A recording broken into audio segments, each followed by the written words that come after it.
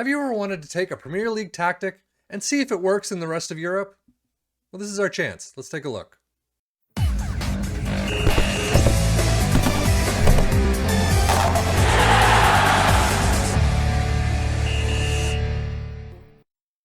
Ladies and gents, welcome back to another Tactics Talk. Today is Arteta's 4-2-3-1. Sadly, there's not a lot of notes on this on the Steam page that I got this from. It is Arteta's Arsenal 4-2-3-1 22-23 season version for 23.1.0. There, like I said, no information. I'm assuming they used Arsenal. I'm assuming they did well, but there's nothing. So we're going to test it out.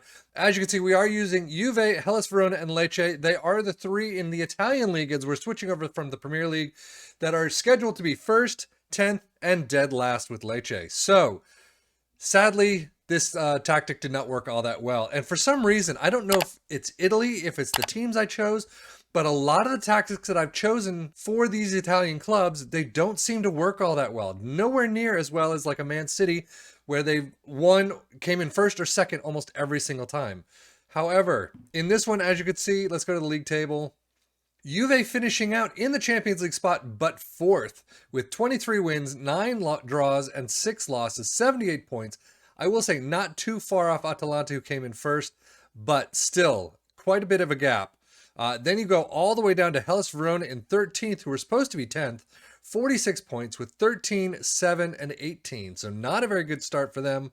And then Lecce, scheduled to be dead last by the media predictions, comes up to 16th. I guess that's good.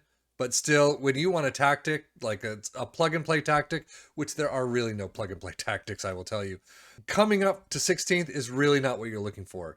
But 7, 10, and 21 with only 31 points, 3 points off of relegation. So not good at all. I mean, they still had Cremonese that they had to deal with. But overall, for the three teams, not very good whatsoever. So a Premier League arsenal of tactic not working in Italy at all. Looking at the tactic itself, as you can see, as always, a sweeper keeper in support. You have 2 wingbacks in support. You have 2 ball-playing defenders in defend. You have a deep-lying playmaker in support in the midfield. A box-to-box in the support in the midfield. 2 inverted wingers on support. Interesting. A shadow striker in attack, and then an advanced forward in attack. You have no players in attack. It's a very supportive system, but only these 2 in attack, which is very interesting to me. Positive mentality, in possession. You get attacking width is fairly narrow, overlap on the left and right, play out of defense. You get passing directness as shorter, tempo is slightly lower. It's low crosses, work the ball in the box, and be more expressive. In transition, counter press, counter, and then roll it out. And then out of possession, high press line of engagement, higher defensive line, much more trigger press much more often, prevent short goalkeeper distribution as you most times see, and drop off more. Opposition instructions, absolutely nothing. No one seems to put opposition instructions. So I guess if you have a standard that you use, let us know. And I would love to see what other people do, because I have my own little standards that I do, but then I have the assistant coach do most of it. So if we take a look at Lecce's schedule right off the bat, I mean, they do have a Tim Cup first round win against Spal, but overall, 1 win in, 3-4 months? They get their second against Empoli and then Brianza. A couple in February against Bologna, and wow, they actually beat Juve away from home. That's very interesting considering the sea of just red and yellow that they have. 4-0 over Fiorentina, 3-0 over Spezia, and then nothing in April, May, or June. So a very poor run for the most part. Juve, they did lose 0-1 at home. Hellas Verona 0-2 away from home. And then Juve, that 1-0 win away from home. Hellas Verona, again, 1-2 loss at home. So interesting, that win, though. If we move up to Hellas Verona, as you can see, for some reason they played a lot more friendlies than Lecce did. But 2-0 for Tim Cup first round win against Regina. 2-0. But Fiorentina starting out the league very well with a 2-0 win. And then just scattered. You've got a 0-1 loss to Milan. 2-0 over Lazio, which is great. 2-1 over Spezia. You got the second round Sampdoria win, 2-1. So, and then just a sea of red and yellow. Juve 3-4 loss away from home, but putting 3 past Juve is not a bad number right there. Lecce 2-1 away from home win. So overall, again, Juve 1-0 draw at home, Lecce 2-0 win.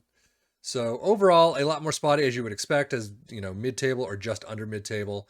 And Juve, now this is the one that's going to be interesting, simply because of the way that they ended up. So a lot more friendlies again for some reason, but Milan, Torino, Real Betis, not very well done. But Lecce starting off the league in style with a 1-0 win over Lecce, going into the group stage, losing out against PSG, losing out against Club Brugge, and then losing out against PSG again. Everything else seems to be a win. So they move into the round of 16. However, Real Madrid is not the team you want to face in the second round, the round of 16. They got hammered 1-3 at home and then 0-4 away. But Lecce at home 0-1. That was that bad one. Hellas Verona 4-3.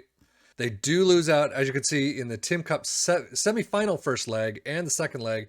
1-1 draw away from home, but a 0-2 loss at home. Not good at all. This Juve team is not very good, I have to say, especially in my AC Milan save where I beat them a couple of times. They've beat me once or twice, but overall, they are not a great team anymore. It's not a dominant win that they used to.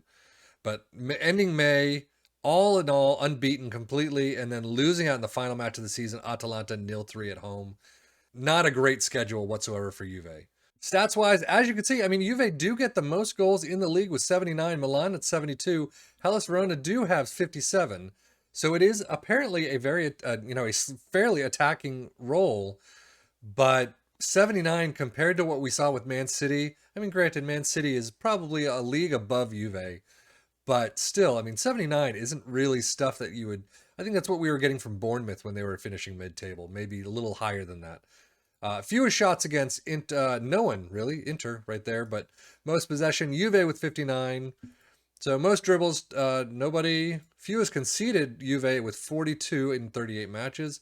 Most shutouts, nobody. Most tackles won, Lecce with 833, so there's that defensive piece again. Best pass completion, Juve at 88 in 8th. That's interesting. Most shots for Juve at 620, Milan has 632, but most goals, that's kind of funky. And then most points per game, Juve with 2.05. And then if we get into the player overview, most goals, Vlahovic with 41 goals. Actually, a very nice return from them. Most assists, Di Maria with 18. Ilic with 10. Most player of the match awards, Vlahovic with 8. There you go. So I was looking for this on the previous screen. It's not there. Highest rating, Vlahovic with a 7.34 overall in the league, of course. But then you get Kostic in 18th with 7.16, Di Maria in 19th with 7.15. So not too bad. But looking just at the player stats, Vlahovic overall with 51 goals, 7.30 average rating, most assists Di Maria with 20, and then player of the match awards, Vlahovic with 11.